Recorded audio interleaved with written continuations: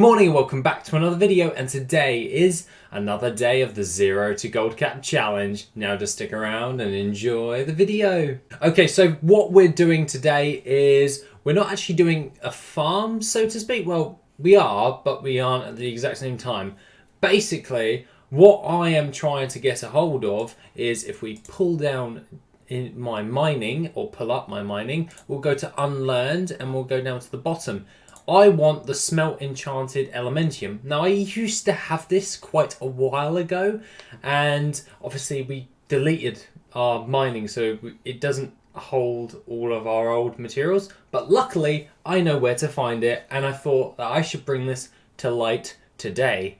This is the smelted enchanted elementium, or the enchanted elementium, and basically it goes for around about 8,000 gold on my realm for one bar, and it costs 10 arcanite bars, 1 elementium ingot, 1 fiery core, and elemental flux. By the way, you can get the majority of all this stuff in the molten core, which is the raid right near the Blackwing layer, which is where we will be getting hold of this recipe. So today we're going to be running through it together. So we'll go into our nice little cap form and we'll be going over to the boss.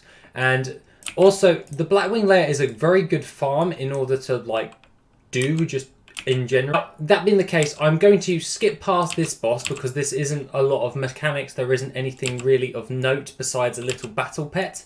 And this is basically me just clicking an egg for like a minute or so. So we're just going to skip ahead. Right. Okay, so I've just killed him, obviously, and basically all you got to do is click 2 and just run around clicking all of the eggs.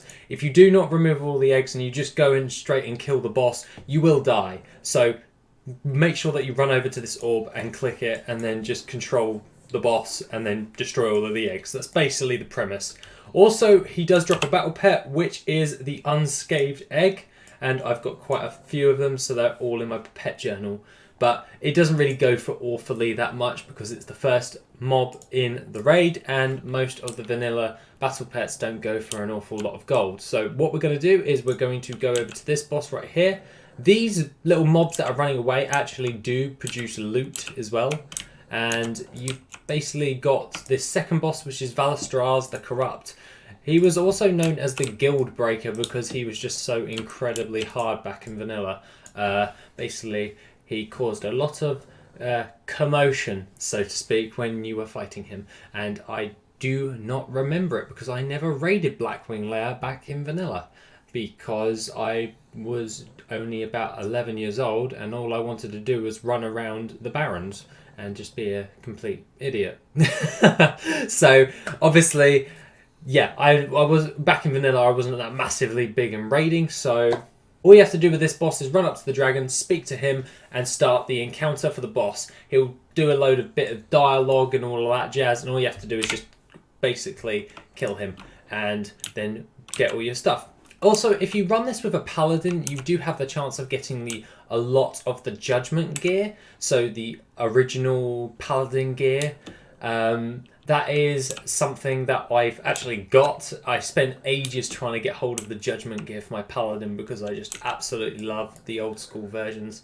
Now, this is one part in the actual dungeon that I do like, and this is this part here. So if you run over to this wall, if you're following, these mobs will actually hit you up, and you can completely bypass a lot of the stuff. So if I use my movement speed buff just to get across, if you wanted, you can then try and run through all this, but it's pretty much pointless. So what I'd like to do is I like to stand here and wait for the other mobs to come over, and then they will knock me up back into the actual boss, and I can take out the boss. This is a good way in order to speed run Blackwing Lair because all of the mobs come up through the back of the boss. So all you have to do now is just run over here, and they will come all the way through these bars in order to kill you, and you completely bypass the immediate slowing of this raid.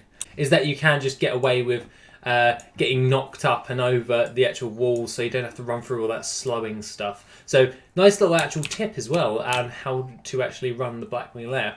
Now, with these mobs, there is an actual farm in which, if you're like a mage or a rogue, if you only use spell damage, no, if you only use physical damage, you are not able to kill any of the casters, and basically you can then go invisible and then reset all of these mobs that we're gathering up right here.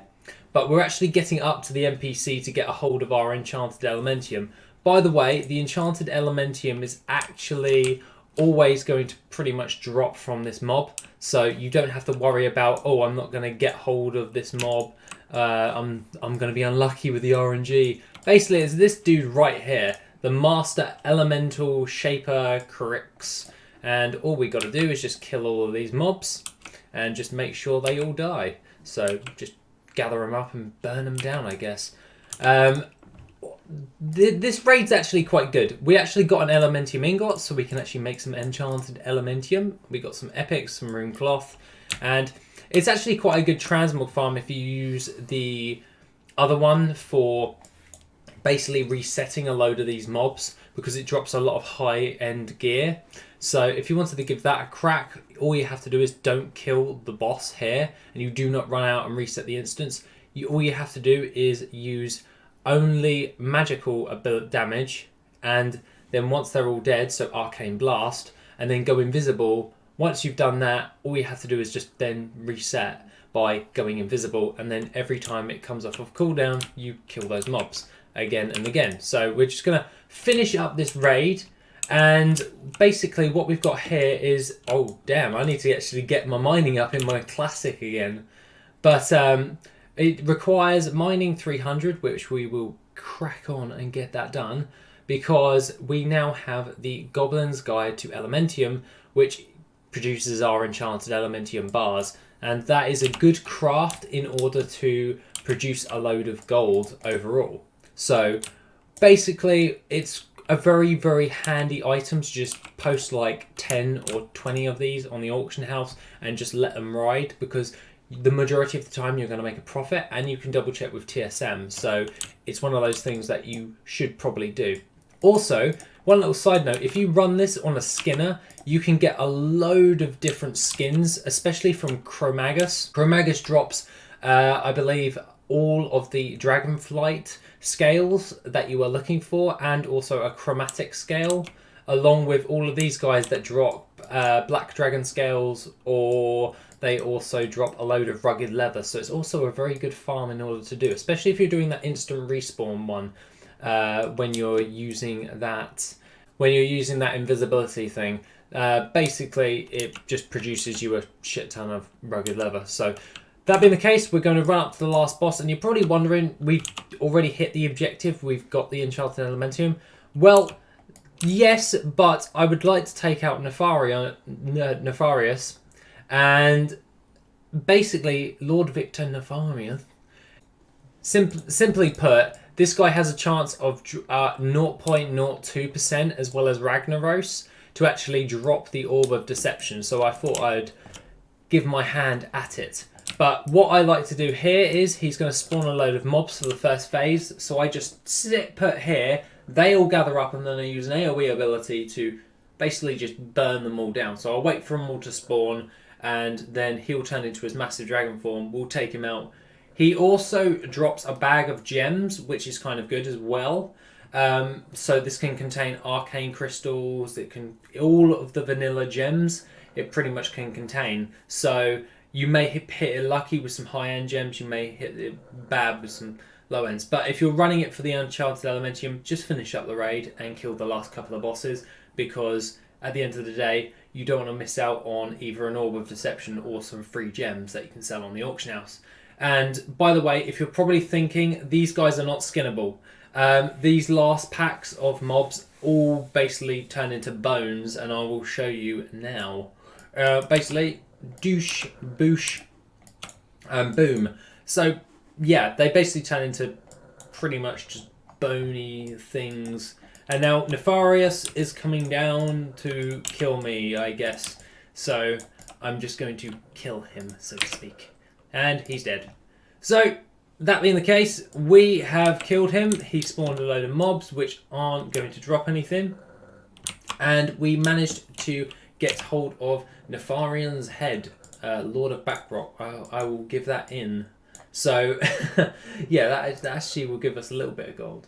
But, so pretty much with the Ragnaros in Molten Core and the Blackwing layer, they have a chance of 0.02%, or no, a 0.2% chance of dropping the Orb of Deception and a load of BOE blues. So these ones aren't worth that much because these raids are run quite frequently, but at the end of the day I'll probably be selling the Earthborn Kilt.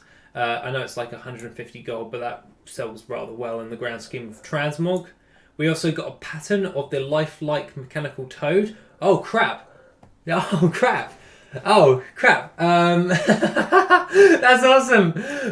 We got the lifelike mechanical toad. 31,000 gold on my realm for buyout, min buyout, and a 25,000 gold on region market value average. That's awesome. Yeah, you can get the pattern for the lifelike mechanical toad. Yeah, I totally knew that. Did not just learn something new. So that like 10-minute farm has just turned into an amazing farm. Sweet. So there's the jetpack of gems that we got, and we got an arcane crystal, we got black pearl, we got some crinite and some aquamarine and some star rubies. The rest of the stuff is basically vendorable and all that jazz, so we probably won't be selling those. We will sell the shoulder pads because shoulder pads always sell. Rune cloth, definitely.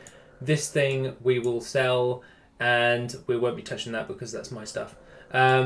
You can delete the hourglass sand because it's not worth much, and we will save those elementium ingots for our crafting of our enchanted elementium.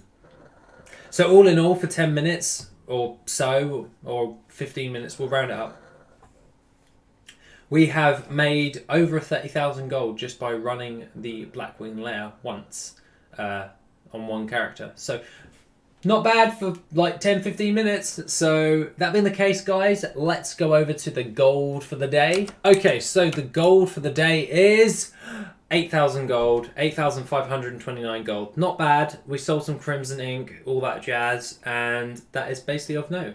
So that is bad gold for the day, but 8,000 gold is 8,000 gold. I'm not going to complain. We're at 88,000 gold, and we've got a load more stuff with that plan for the schematic for the lifelike mechanical toad. By the way, crafting that battle pet and selling it is a really good way as well, but I've already got it, so I'm going to just sell the schematic. Must admit, that was fun, and I really enjoyed those types of farms. Just running into a raid, doing it, and seeing what happens. And now I've got complete control of my alt army. I'm going to go run the Blackwing layer on every single character. I'll save all of the stuff that I got. Don't you worry about it.